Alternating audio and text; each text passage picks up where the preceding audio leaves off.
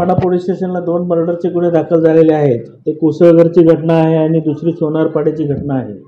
उसळगरच्या घटनेमध्ये पती पत्नीचा वाद सुरू असताना शेजारी भांडण सोडवण्यात गेले असता शेजाऱ्याच्या डोक्यात लाकडी दणक्याने मारहाण करून त्याचा खून झालेला आहे. त्या बाबतीत पतीच्या विरोधात मर्डरचा गुन्हा दाखल असून सदर गुन्ह्याचा तपास PI मस्के करत आहेत.